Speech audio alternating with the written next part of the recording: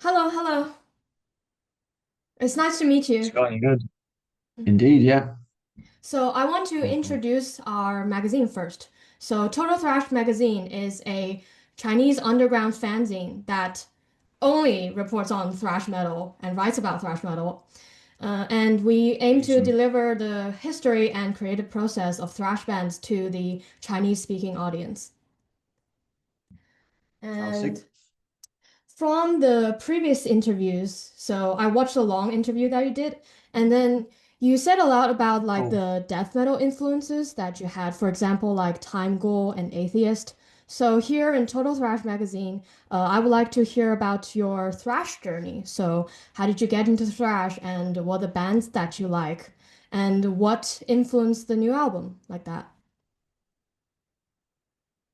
Getting into thrash was definitely Megadeth, first and foremost. I was getting into it around 2010, 11, I think, which was about when Endgame was coming out. So I kind of got into like Rust in Peace, Countdown, Peace Cells at the same time as like getting into Endgame and United Abominations for the first time.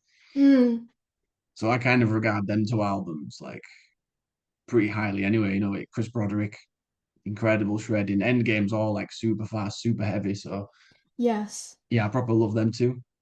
Um, and it kind of made me learn to appreciate all aspects of like bands' discography and not just, oh, I'm only listening to the classics.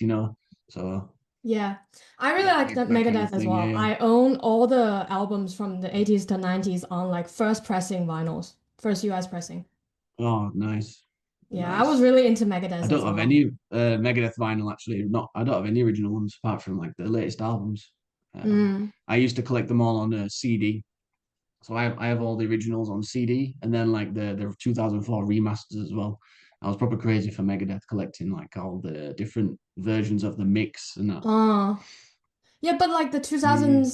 2004 mix doesn't really get a good reputation, especially on the Rust in Peace, where they switched out some of the vocals for from the original. Yeah, yeah, and the snare sound especially is just completely replaced. Like years on now, when I go back to that, I do kind of prefer the originals, especially having like made a few albums myself, and I kind of get the what goes into an album and like what what creates it in that moment. Mm-hmm.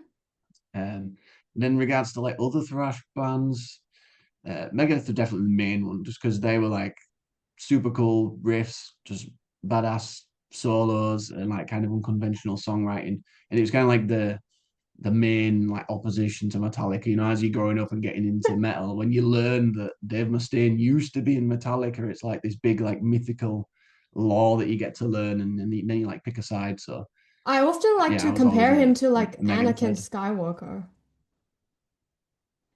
This kind Yeah, of it's like I feel like people make that comparison, and then I mean they have some of the same curls, hairs, and stuff, and I think people compare to him to like Anakin in some way. yeah, yeah. Definitely a cool approach that, yeah. Okay, what else? Then other thrash bands, I've always followed like a bit of like the tech angle. So especially from getting into like the tech era of Megadeth, like the Rust in Peace era, Yes, yes, and please talk especially more like the about B that. sides that are on like like hidden treasures, the B sides. So like that really inspired me getting into stuff like Coroner later on. Um, What else? Like Voivod, that kind of stuff. You can talk more about like the obscure tech thrash stuff because I'm really into that as well. Like I have Mekong Delta here. yeah, Make on Delta's great. Principle of Doubt, that's a great record. Really great record. And the guy in the bass is like the composer as well, which is crazy. Yes, he's also like a label owner as well. His OG Records released a lot of thrash metal, including one of Right, yeah. Belgium's like tech thrash Target. Target, great one, yeah, yeah. Voivod, obviously a big one, introducing like sci-fi stuff with metal, which is great. And the Cryptic Shift band name pretty much came from a Voivod Yes, I line on heard killing it was technology as well. Forgotten in Space, and I actually listened to it several times trying to Yeah, figure yeah. out what line you misheard. Yeah, it's when he's got, I think it's got when he's got the megaphone out, like on live recordings, and it just sounds like Cryptic Shift. Da da da da da. Yeah, I think I found that line, but then I forgot what it is. Anyway, so what do you listen to like in the Visitations era, and what do you listen to now, like thrash metal wise? Um, let me uh let me dig out.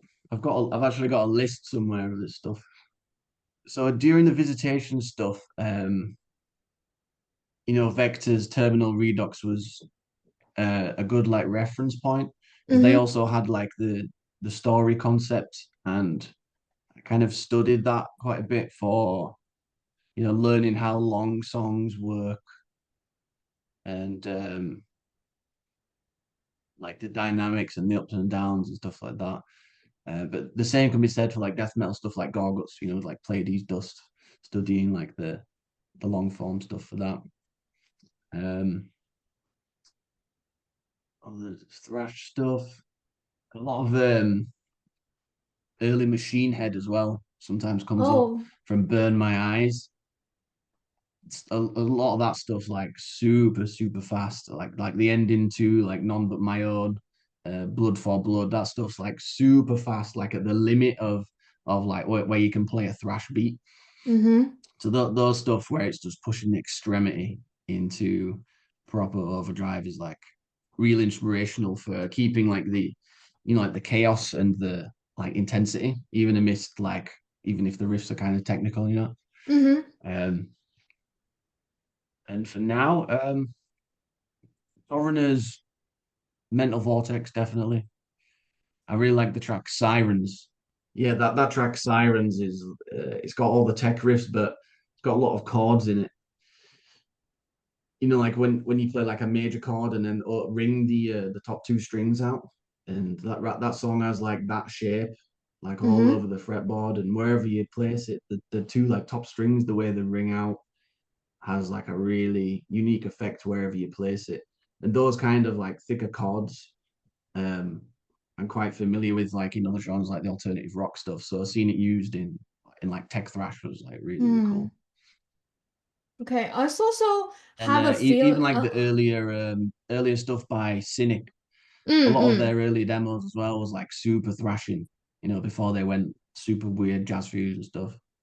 Mm-hmm.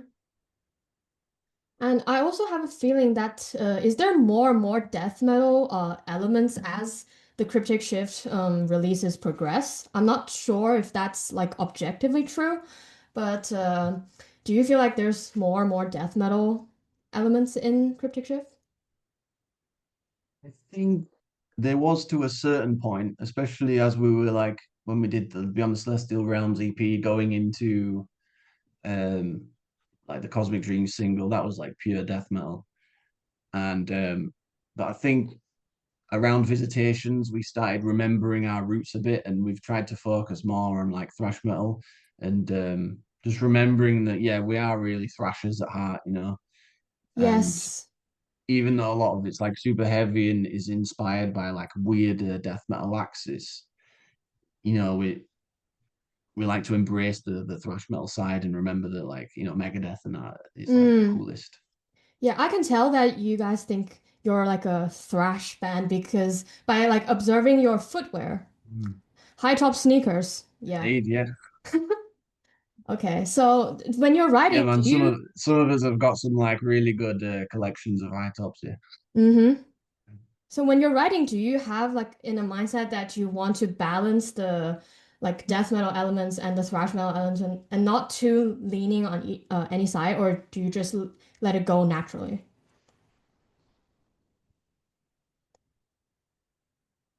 I'd say it comes pretty naturally, but whenever we are in like a thrash metal section, um, for example, on the new album, the second track Strata Cumulus Evergal, there's a lot of sections where like just pure in thrash metal territory. There's a bit that there's like a whole movement that's like 7 or 8 minutes non-stop of just thrashing.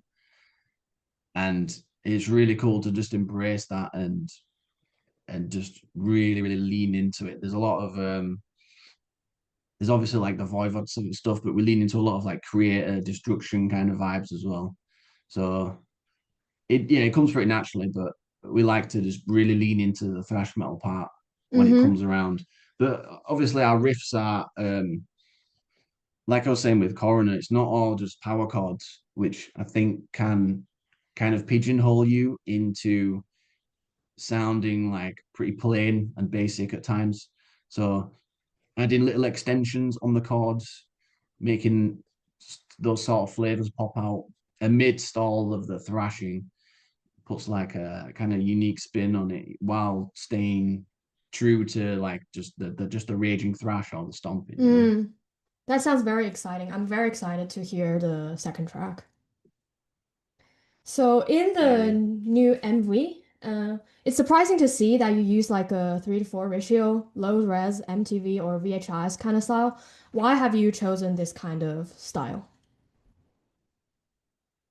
Well, you've seen all the old Voivod videos, Megadeth videos, so Uh, and that's the sort of stuff that we like watching. And there's, I mean, every time a new video comes out from whether it's like a massive, massive act or even like bands over here in England, like modern bands who put out a new video, and it's always like the big widescreen.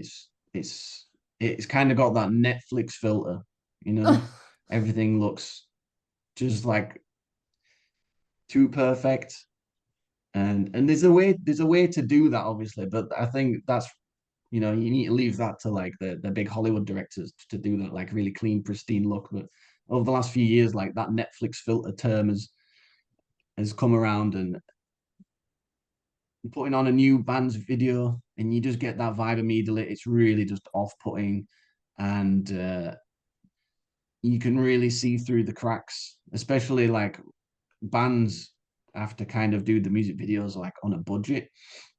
So utilizing the lighting and like smoke and like the camera techniques to your advantage so that you don't see that the set is just built from like scripts of metal and polystyrene, and you know you don't know what kind of room it's in.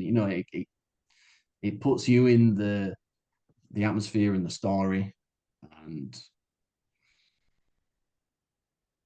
yeah, yeah, the the especially as well James Cameron movies as well, like Terminator and stuff like that. That always has that like grainy look with the smoke and the blue light coming through the back. So that was like another big influence as well. mm, yeah, it's like the more pixels you have, the more imperfections you expose. Yeah, the more pixels you have, the more room you have, the more opportunities you have to fail, I think. Yeah, with new movies looking the way they do, you have to do something really special to stand out, I think. With like the new Avatar movies, they're like the most pristine looking things ever, but because like James Cameron goes like to the ends of the earth to make everything the way he wants and to make it look perfect, it works at that point because you have all the pixels, but he's filling in all of those cracks where you could fail in, you know. Another one is a recent one is that Civil War movie, Alex Hmm. Garland's. That looked really nice and pristine, but it had a bit of that film quality, like documentary kind of look to it. So there's ways you can do it, yeah, but you do have to be careful. Hmm. What are some like visual elements that inspire the new album's creation? Like both the cover art and the music. There's an artist called Mobius, Jean-Gerard Mobius, Yes, I if you've know heard of him. him. Yeah, yeah, he's incredible. Um, Obviously, he did like the design for like Fifth Element and that. Well, I don't think he did the design, but they were directly inspired by him, and they tried to like sue him afterwards. But it was That obviously happened like the the same same. with like Avatar and the Roger Dean, the one who drew all the Yes covers. Yeah, yeah. And James Cameron had to pull out some of his paintings that he did in like the early 70s to get out of the lawsuit, right? Yeah, Mobius is. there's a book called 40 Days in the Desert. Mm-hmm. And I'd already kind of followed his art for a couple of years and was kind of, mesmerized by the vibe of it, how it's cartoonish, but it has a Mad Max vibe on it.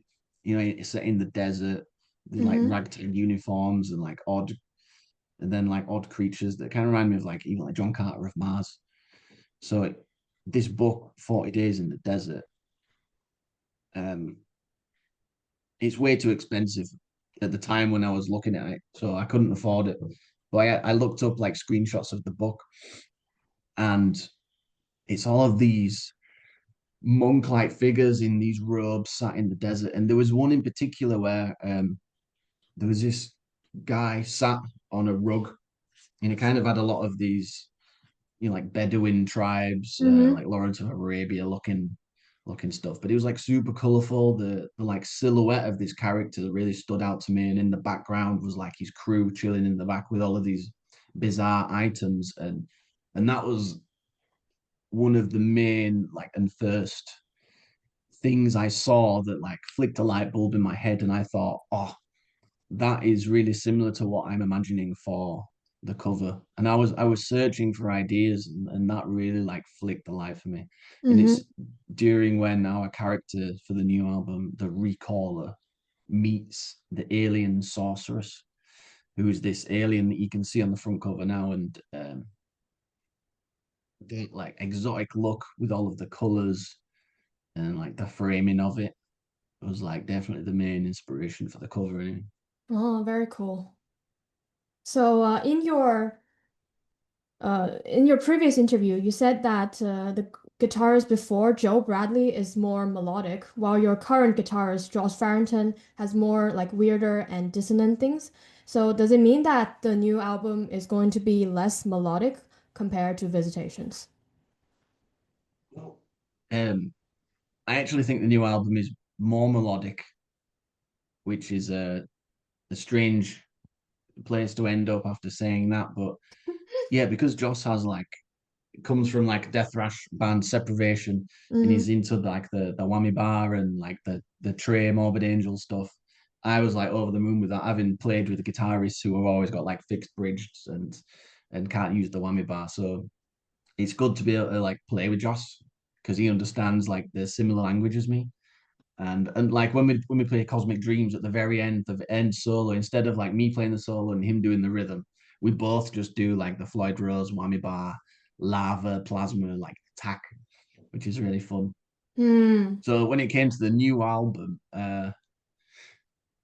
because of like the melodicism of Joe and even like Henry before him was absent, I think I like subconsciously took a bit of that on and kind of tried to expand my playing to incorporate some of that melodicism. Mm-hmm. And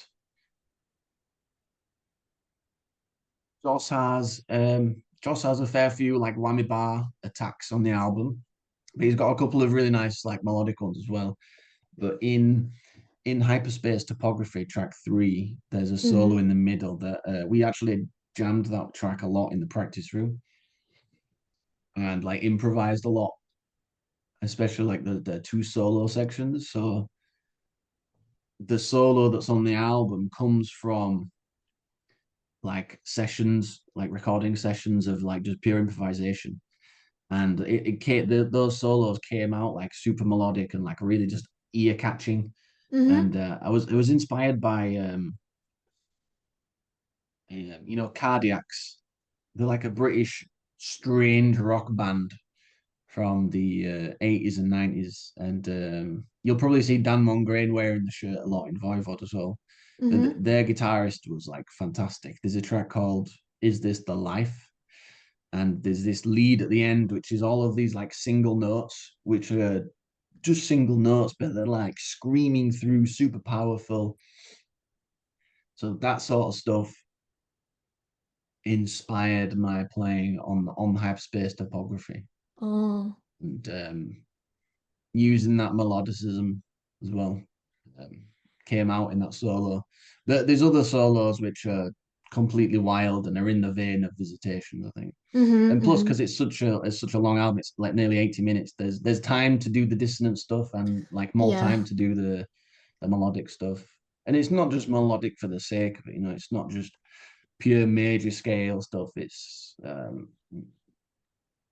as you probably know, I'm quite inspired by like Dave Davison of Revocation, and he uses a lot of scales and chord flavors and like brings out something that's not just a plain minor scale, brings out something that's not just plain major scale. So that sort of idea I've been developing myself and like creating my own understand of it over like years and years, Mm-hmm. and now it's on Hyperspace that's like based on a particular like chord feel, and then like Cryogenically Frozen, the opening track, is based on Lydian dominant kind of scale. So Mm-hmm. that sort of effect comes out, which has a lot of major elements, but it's got a couple of evil notes in it. So it might not come across as like melodic initially, but there's a lot of like planning behind that. And then even in the single Hexagonal Eyes, that's super dissonant, and it's meant to be kind of similar to the Arctic Chasm, how it's like the most dissonant and nasty song on Mm-hmm. the album. But the Hexagonal Eyes is based on a Hungarian minor scale Oh. and this Neapolitan minor, which are like there's only one note difference between them. So when the solos come out in Hexagonal Eyes, we only have to shift the riffs like just slightly, so it feels like it's still within the same song. It's still got the same vibe, but you have the colors to play with like the scale, and within the dissonant song, there's like a really nice sounding scale that has some, you could say, has some melodic bits and that allows it to come out. And what inspired you to give names to solos? I feel like not enough people notice that you have like very elaborate names for solos because I didn't realize that Yeah. at the start as well. I thought there were like comments on something, or it's just like a footnote where you're explaining something followed by a bandman's name, but then I realized those were solos. Yeah, I mean, your idea would be pretty cool. Anyway, I think Void Ceremony. I think them guys do that. They have little notes and like comments in it, almost like you're finding like an ancient Yeah, that's what I text, thought. ancient like sci-fi book, and well, maybe we can do that in the future. It's a good idea, yeah. But I think this naming the solos came from because obviously we have like a general story arc for the song that we follow, and then we have like the music we write along to it, and then the lyrics are written to like the music. And if there's sometimes like a little story or lyric line that can't fit in, Hmm. the actual lyrics or the song, there's no place for it. There's like an opportunity to, all right, I can still include this like cool sounding phrase, lyric, story element, but just shove it over a solo. And Mm. I think it was born out of having leftover lyrics that I really enjoyed the look and sound of, and wanting to still incorporate that into them. And the whole idea of solos being sacred is something from like Morbid Angel's Love of Lava, Hmm. that CD they had, where it had all of the solos from like Domination and Formulas and Gateways. And then they did that other one that was like the bonus levels. And being really into like the Morbid Angel philosophy and ideology around the Formulas kind of era, especially like during the writing for Visitations, really inspired our whole mindset towards it. So yeah, keeping the solos as like a sacred like point in time, and I think like the tracks, the music, like the score, you can like score it out and like put it in tab and like write it out like you do classical music. And we can with the solos as well, but the solos I feel a bit more special in how they could be anything, but how there's a lot of room for like improvisation and embellishing the solos. So giving them a name just like adds to that a bit more. Yeah. And are we supposed to connect the solos? For example, there's Scour Mutation in Seekers in Moonbelt, and there's Scour Mutation Seekers Mm. 2 in the new single. What does that hint plot-wise? Yeah, good eye there. So hexagonal eyes is set during the same point in time as Moonbelt. Mm. Yeah, I think I So saw in the lyrics something like moon base, something moon. right, yeah. So well, that's good that you're picking up on that. It means that it's worked. Our linking the stories. So in Moonbelt, there's the whole intro, there's the thrash metal stuff, and then there's the big clean guitar section. And then the next bit after the clean is where the amnesiac, the character, lands on the moon base, which you've seen from the alternate cover for Visitations. It's like Mm-hmm. blue and dark and black and that. And the rest of Moonbelt happens like on the moon in that kind of base. And so Hexagonal Eyes comes around, and the Recaller, our new character, is like following in the trail of the character from Visitations.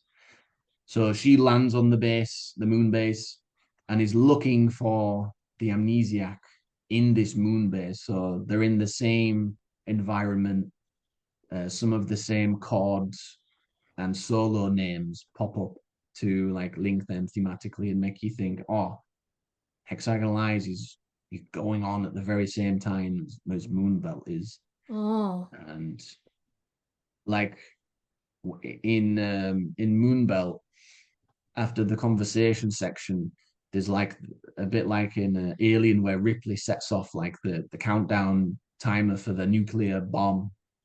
The character like sets off that thing, which has like a ripple effect, and now the Recaller in Hexagonal Eyes on the new album has to like deal with that and run away from all of the mutations and creatures that are stalking the moon base. Mm. So does it have anything like connecting musically or just like plot-wise? I mean the Yeah, solos. musically, the solos. Let me think which one is the solo. It's the yeah. So it's meant to be a big chase section. Like Mm-hmm. imagine like a movie scene, like a sprinting through all of these corridors, being chased by these strange creatures, and it's like fast paced, upbeat, like thrash metal, like beat. So it like conveys this like fast paced, quick editing, like imaginary like movie scene where we're sprinting away from these creatures, trying to get away. So both of them are set over like that kind of riff. Mm. It's very interesting, like discovering kind of connections and even like discovering secrets. It's very exciting for me when I discovered that. Awesome. Awesome. And through reading the Pleasure of Plasma description, and I saw the Mhm. two books that you recommend, and then also the analogy to water for a solo. Water does not complain that it must traverse a meandering river. It is simply a path that is taken to reach the destination. I can't help but feel like Mm. there's almost like a philosophical or like spiritual thing to like solo, and you said that solos are sacred. So can you Mhm. expand on that more?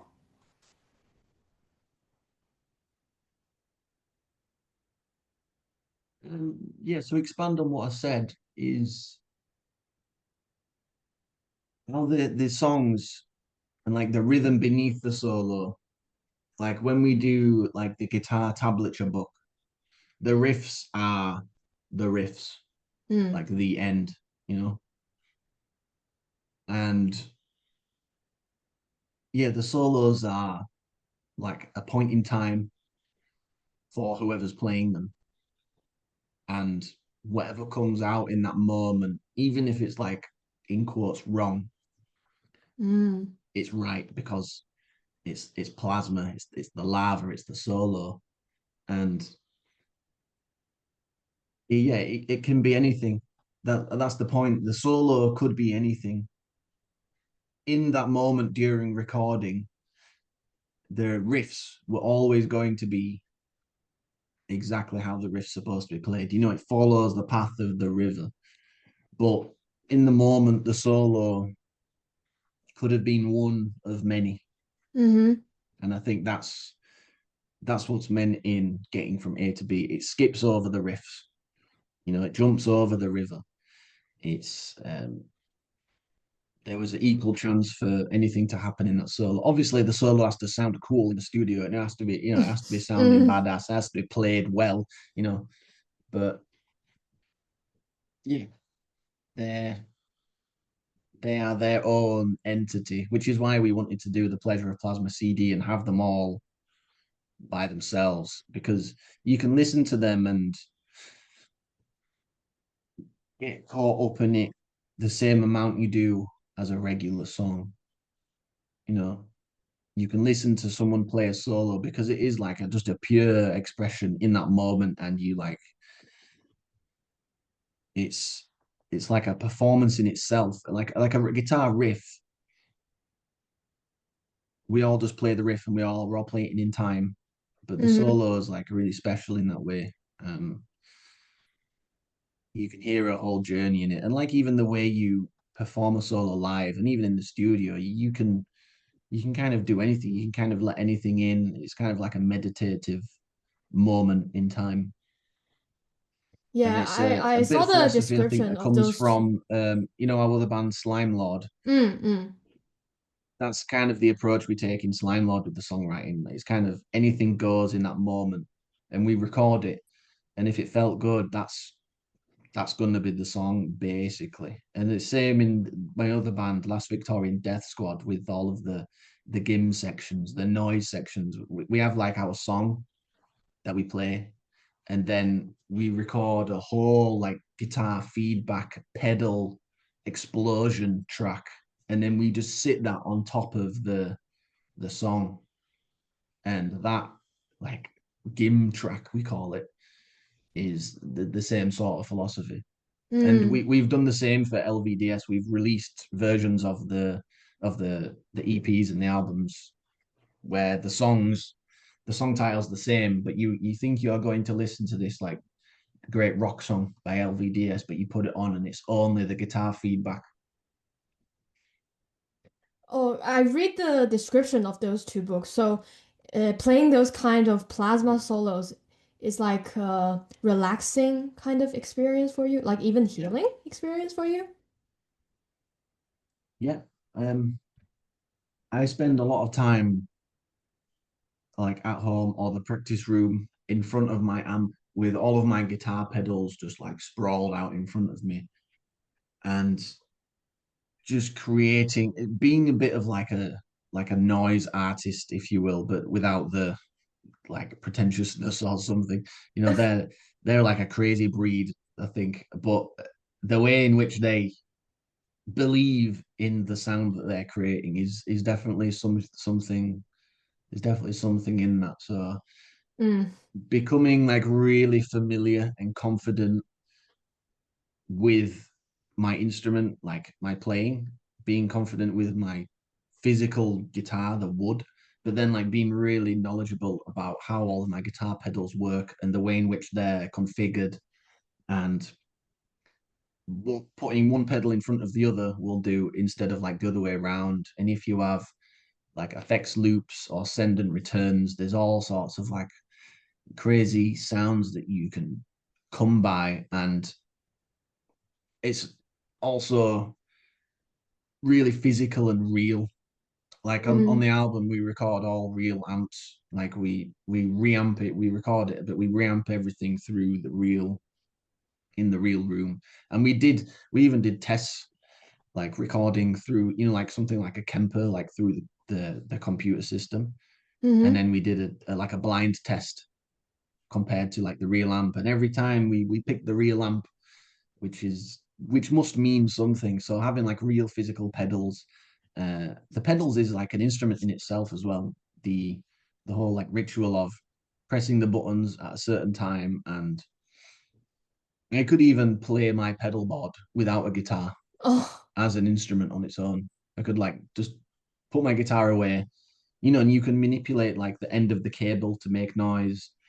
Some pedals are like really noisy, in Mm-hmm. themselves, which can generate like a signal at the front of the chain to then go through, and like later pedals can manipulate that sound. So yeah, the pedal board is it's definitely its own instrument, and enter, yeah, you can enter like that flow state, meditative kind of vibe Mm, doing that. And yeah, there's a part on the title track of the new album, Overspace and Supertime, the mm, last track.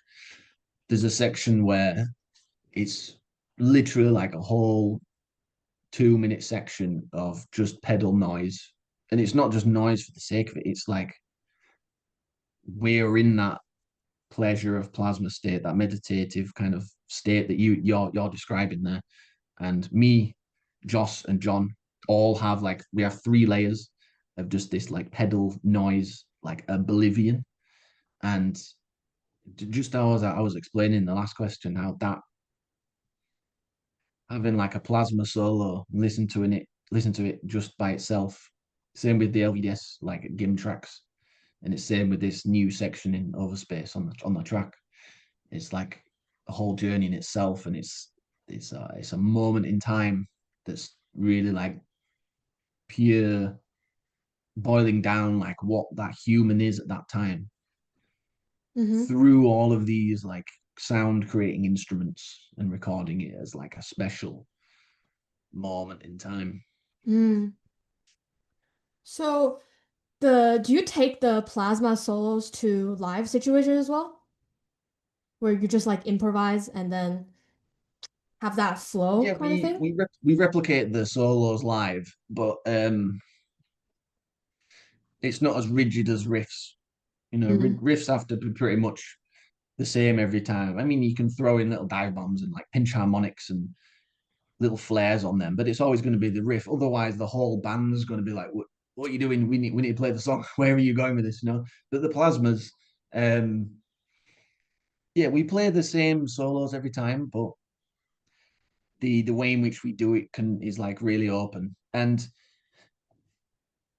another thing is being a musician, especially like playing live as well, and playing with the same people for many years. Me and Ryan have been playing together like um 13 years now together. So like our understanding of each other in the practice room is like really like it's like a telekinesis mind reading thing we've got going on. And then bringing in Joss and John, they've been in the band for John's been since 2015, and John and Joss has been since 2020. So we've got like a real like connection. So playing the tracks, and if anyone messes up, like in the rehearsal room, if someone makes a mistake, even I don't know, maybe we trip over something, it's gaining like the confidence and the ability to turn that moment, to turn that like wonky note into something that feels right by being like passionate about it and not giving up in that moment. I mean, maybe it comes from like that jazz kind of thing where any note is like the right note. Mm, And so, yeah, live, if I'm feeling it in the moment,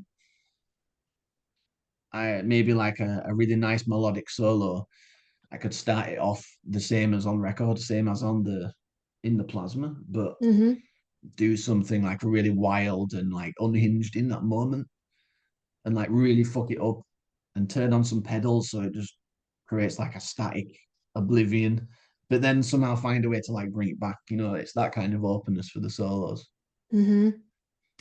There's one thing that I really wanted to highlight. It's just like the type of fans that you get because in like one of the coroner like documentary, they were saying that in one point in time, because the music they play is like the technical side, there were just like music students at the front and staring at you and see which part you didn't play, like the album, and then they freaking record it down or something. Do you have like fans like that or just no? Um, yeah, I think we've gathered like a variety of fans because because we are like a thrash metal band, we get the thrashers who run a rage in the pit, and I like being known as a band that I like inciting like the mosh pit, the circle pit. That's like really important. But as well, like we have heavy parts, so to bring in the death metal heads, and then we've obviously we've got the technical for the music nerds, and yeah, we have a few of them, and then like the prog heads who like there's people who bring like a printed out sheet of the lyrics, and they'll be at the front of the stage listening along to the lyrics and like following the story rather than like this rather than like the guitar solos. So I mean, yeah, any type of fan's like a good kind of fan, really. And regarding the live performance, uh, I like that it's different to the Mm. album. If you go and see a band and it's note for note perfect, same as the album, I find it a bit boring. And there's a band I ever really like called The Cult. They're from England, Mm. from near Leeds, and I've seen them a few times. And the way the singer Ian Asprey like embellishes all of the lines. Uh, when I first saw him, I was a bit like, oh, he's singing them different, but I think my dog's just walked in. And the way he embellishes it, I kind of like wanted to understand that and what that meant, because in the moment, if you're feeling it, you can change around with it. So having the live performance be a different experience is really important, I think. I mean, and Mm. obviously we play it tight. We're gonna play the song, but like I've been saying, there's area to play around. And I noticed the runtime for Overspace and Supertime is quite a big increase compared to Visitations. Hmm. Was composing long intentional in order to tell like a grander story?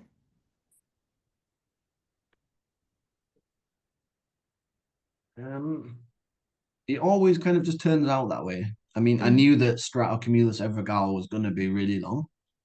Um, when I first like wrote out the idea for the story and the he's broken through the door again. One sec. Can I see your dog?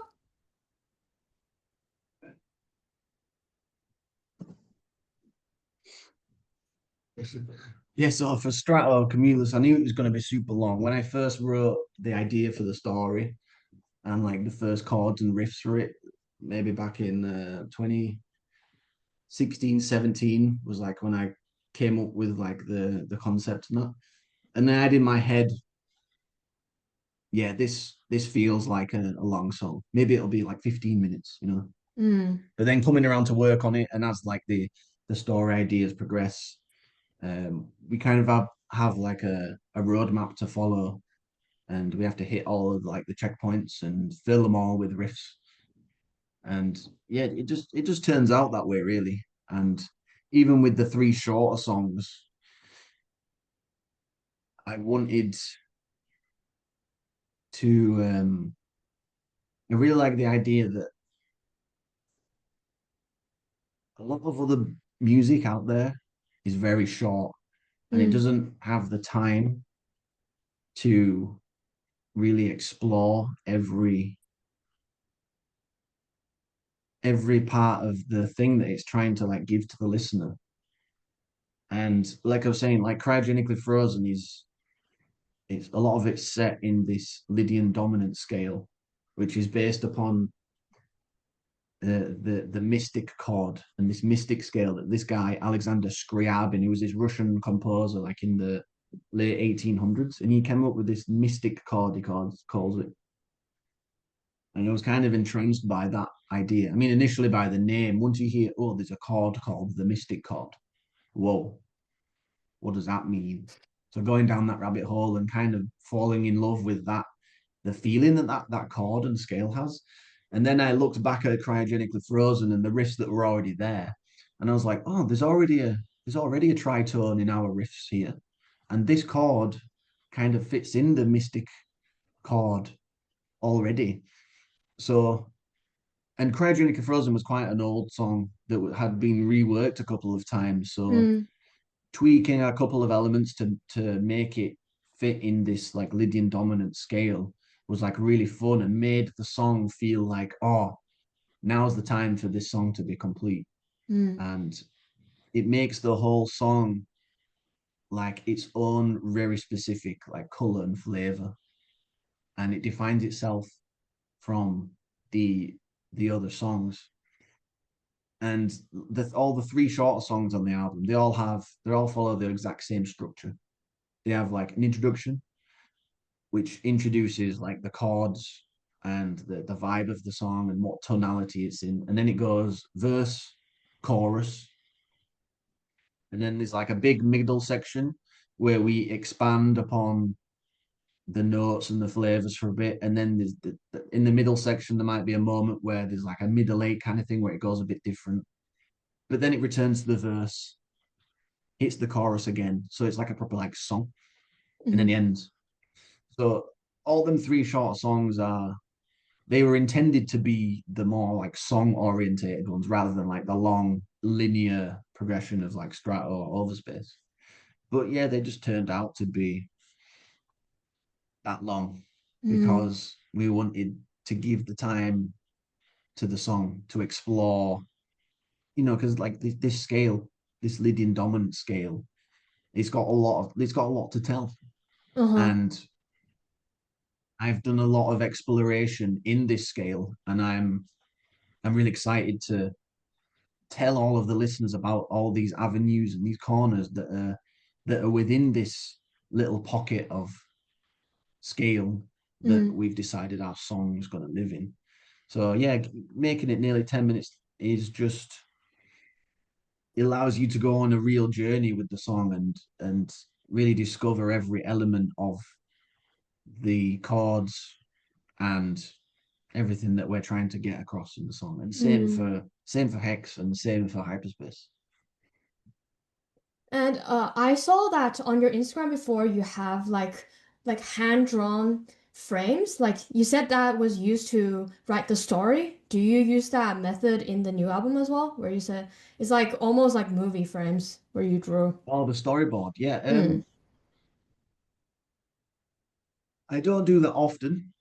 Um, I mean, I'd really love to be like an incredible drawer and painter and that, but I've chosen to dedicate all my time into like writing sci-fi stories and writing music. So occasionally I do sketch out something, and it is really fun to do that.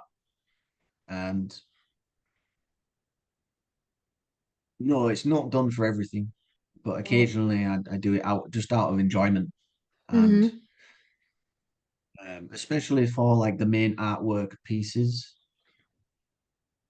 the front cover. I did a bunch of sketches myself for that. They were like really bad, which is why I like to find pictures by like people like Mobius to give to the artist like Jesse did on this. I also gave him the Cloud City scenes from Empire Strike Back. That's all set in this like orange cloudscape, and then the original Cosmos series, with Carl Sagan from the 70s or whatever. Um, this guy called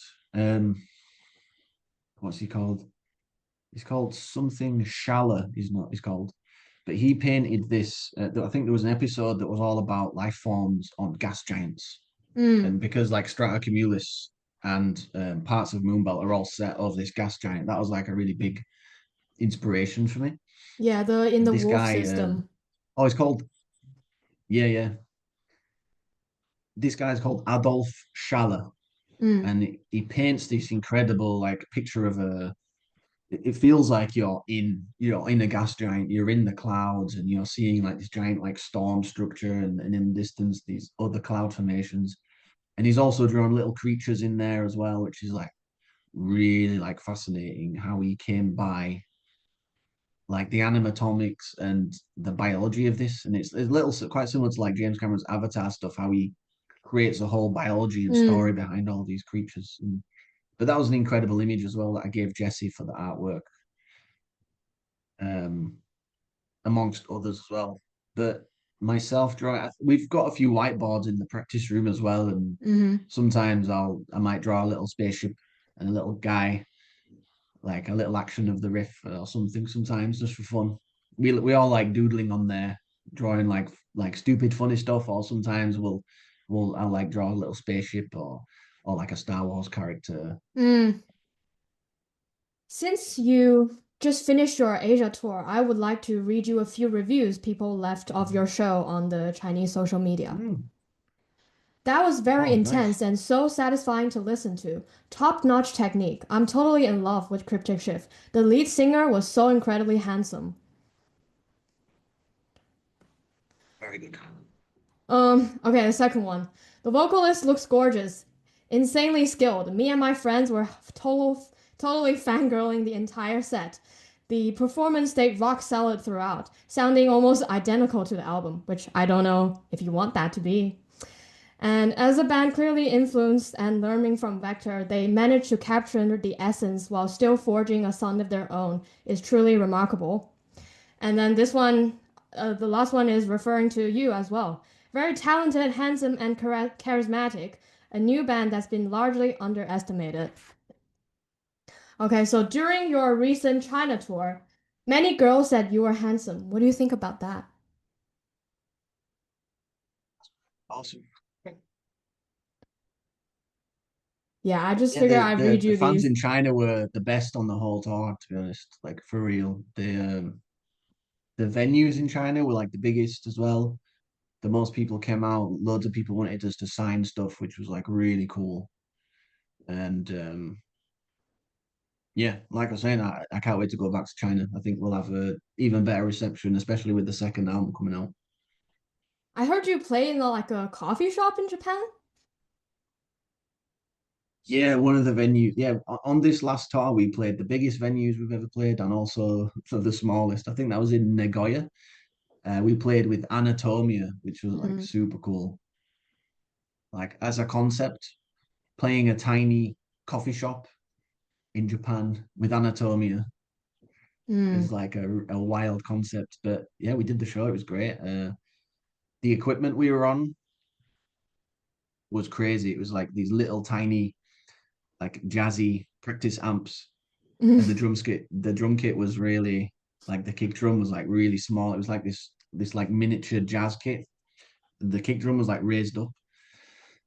So I mean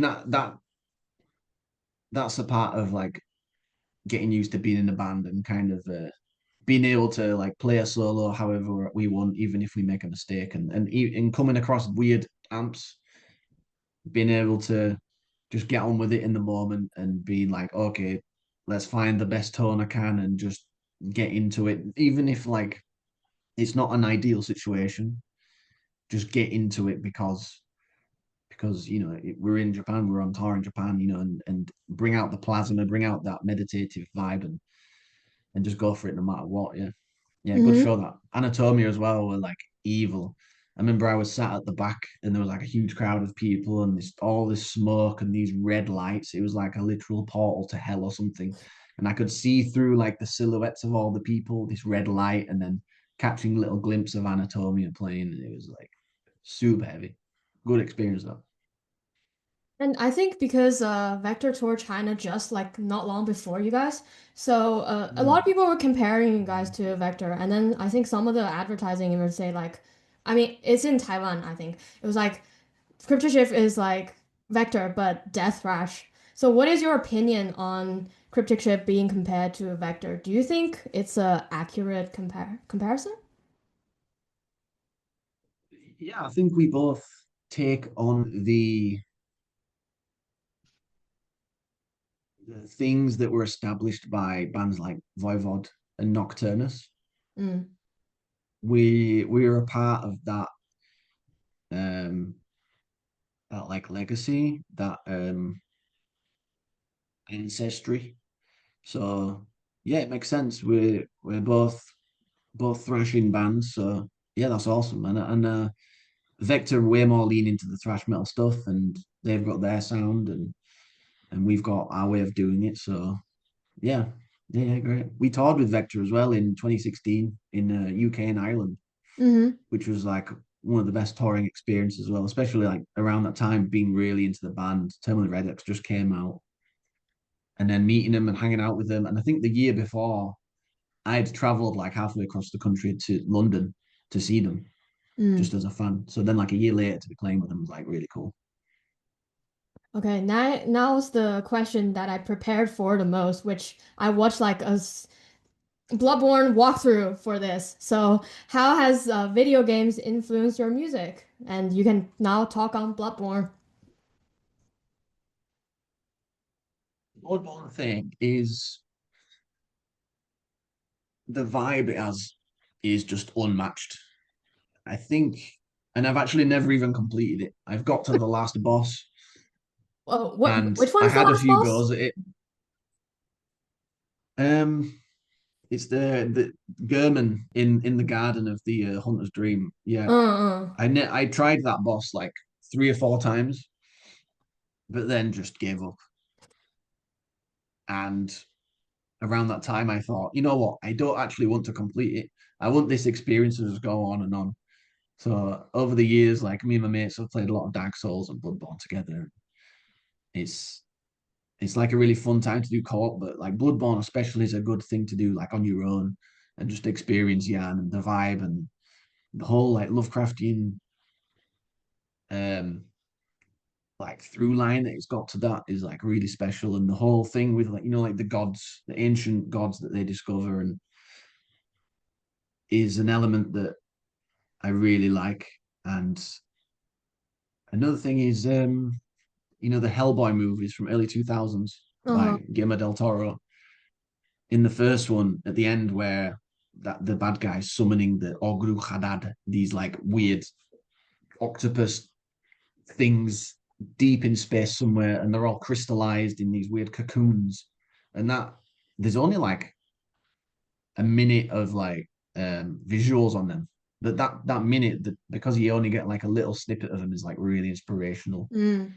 And yeah, the whole Bloodborne thing, how there's all this like pantheon of hideous gods that are in like another dimension, and where you need a certain level of like brain understanding and capacity to even see them in the Yeah, the physical realm. insights.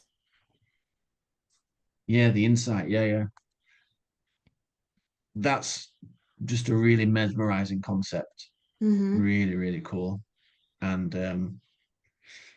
I also really liked, Cathelist, Phil Tougas's band.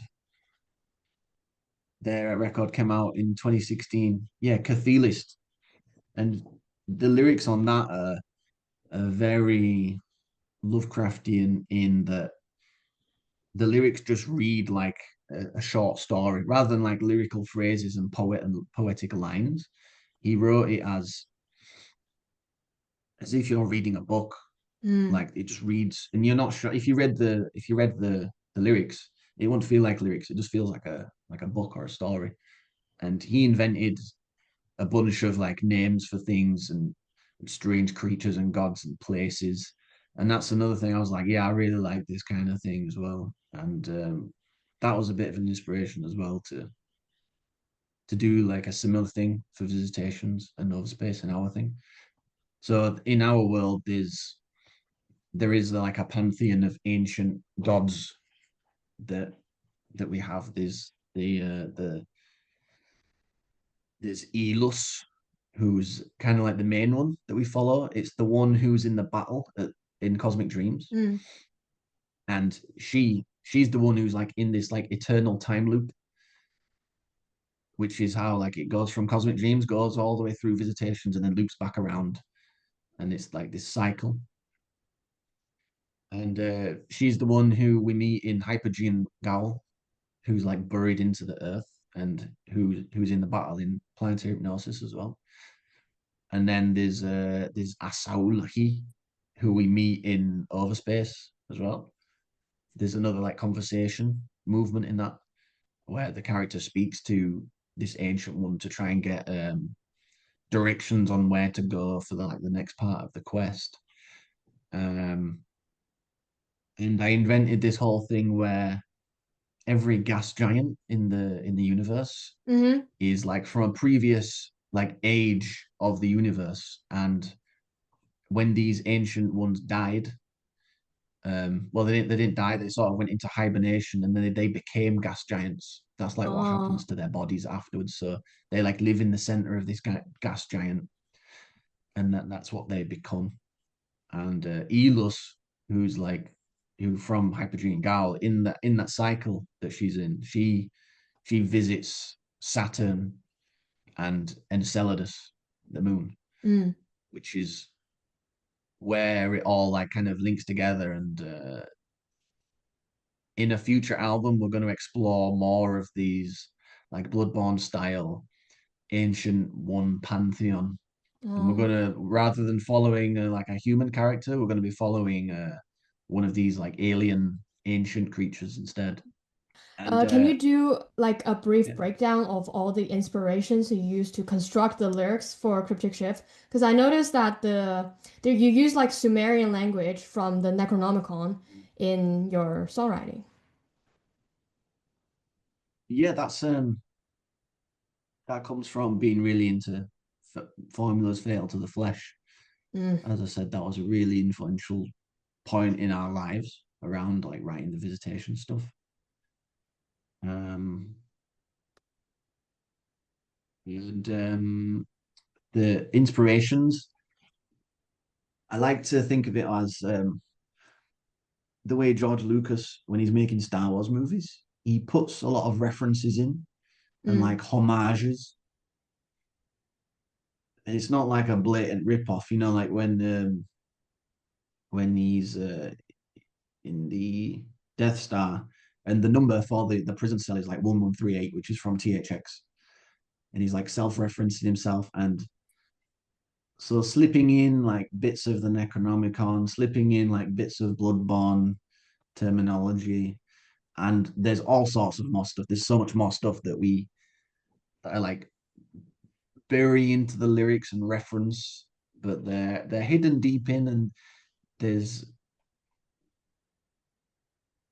all sorts of references hidden in from the numbers that we use. If there's like a sequence of numbers in the lyrics or the solos, there's certain names for things that are references everywhere. So it's boiling down everything that we're into and paying homage, referencing it.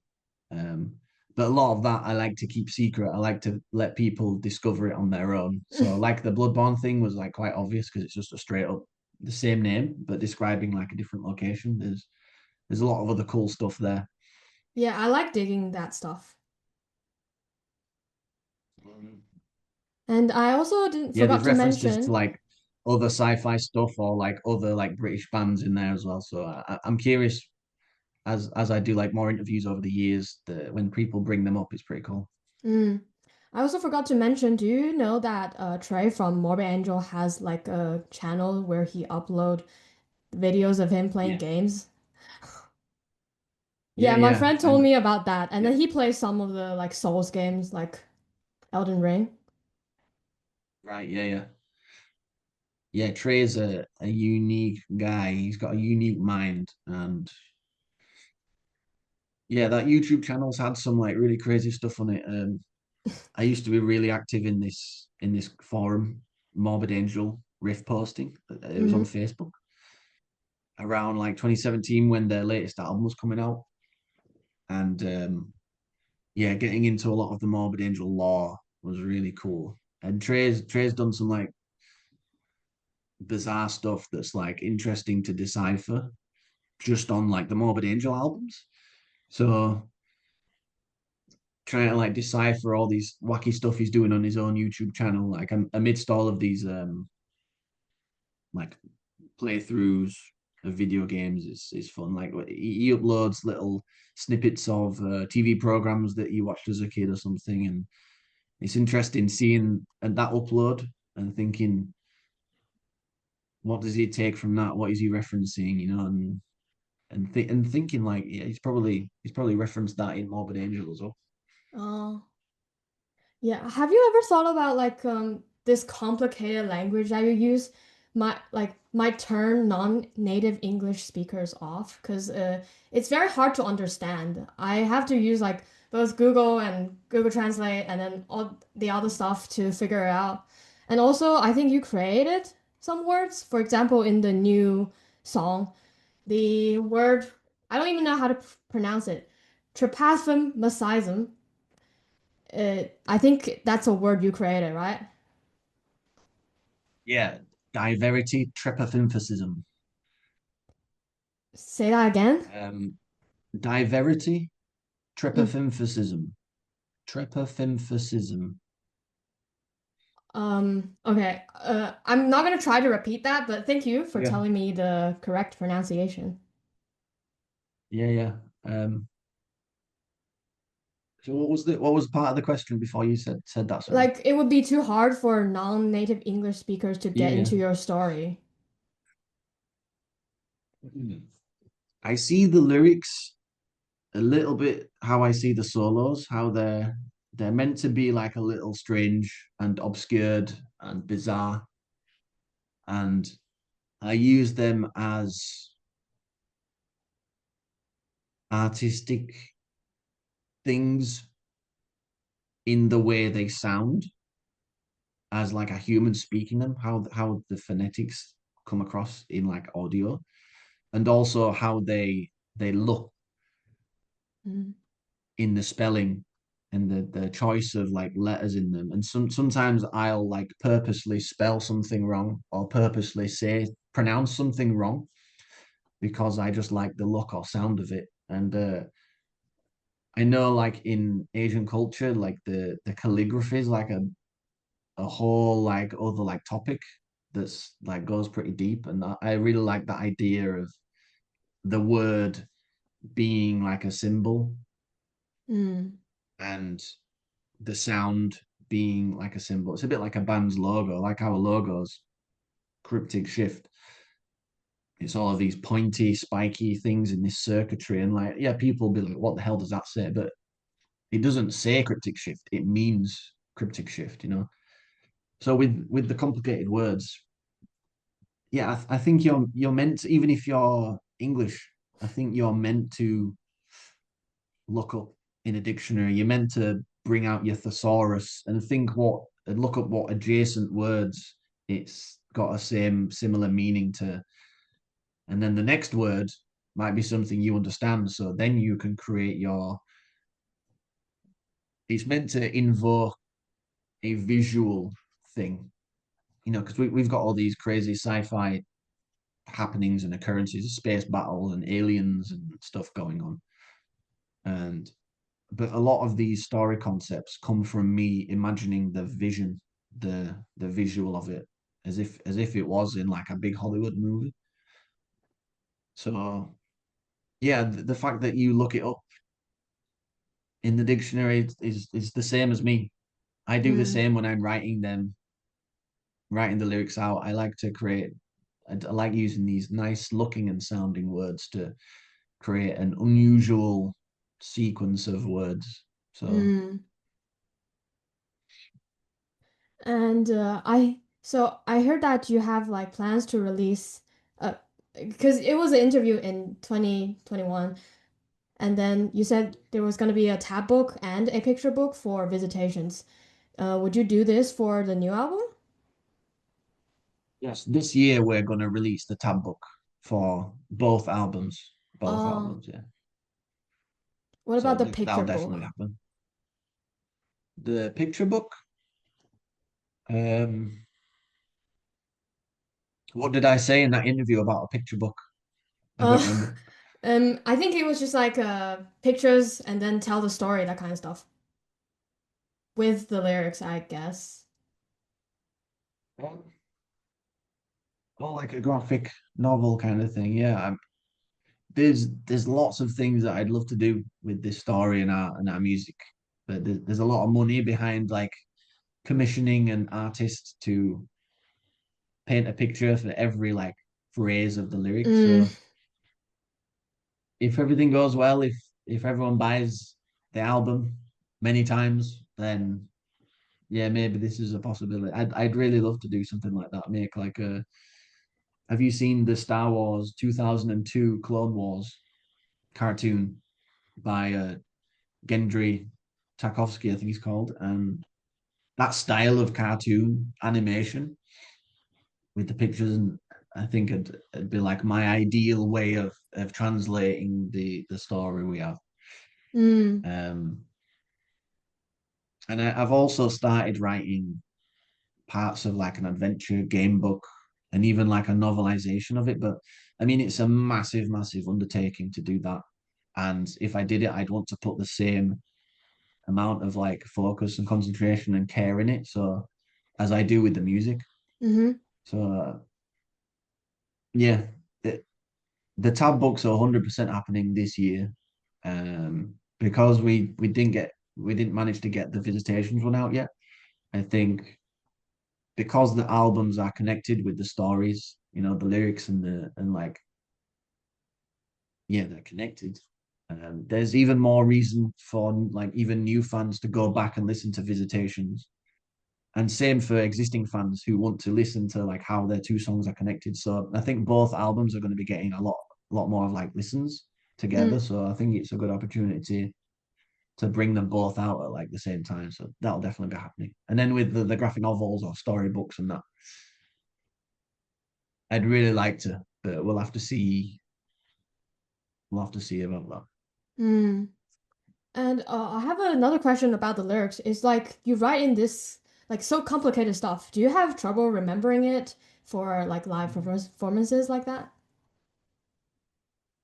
No, not really, no, because I think by the time I've completed them, I've read them through millions of times, and especially in the studio recording, I've sung it like so many ways and picked like the perfect pronunciation, how we want it, and then in rehearsals for the songs, I sing these things like over and over thousands and thousands of times. Mm. So no, they become more like riffs to me. You know how I like the sound of it and the look of it. It becomes remembering the lyrics like like a guitar riff rather than remembering like the prose, the actual like words. But sometimes live, yeah, I might the more thing I'm more likely to do is like sing a verse, sing the second verse in place of the first verse or something. I've done that a couple of times where I've gotten through the verse and I'm like, oh, I'm singing the second one. I better just keep going. Is there any tour planned to promote the new album yet? We're doing a release show in London Yeah, I saw um, that. on the 28th in London. That'll be cool. But the rest of the year, we're planning right now. We've got a possible appearance in America, doing Oh, Maryland Death Fest, oh. and we think we will be touring around that. But yeah, we'll be doing as much touring as we can. We'll definitely be going around Europe. Mm-hmm. We'll be doing a tour in the UK, definitely, and we'll definitely be going to America. And since we've been to Asia, we've been to Australia before, so like our return to those places, but yeah, we'll definitely return. We're gonna go as hard as we can on the tour, and yeah. Mm-hmm. Thank you for taking the time to do this interview. It's such a pleasure talking to you. Yeah, likewise, very good questions, and I like your enthusiasm and how deep you research something before asking like a specific question about it. It's good, yeah. Um, the generic interview questions can get boring, but when someone asks something like very specific, it's rewarding when I can talk about like a very specific riff or like a very specific lyric. Thank you. Have a nice rest of your day. Awesome, thank you. Bye.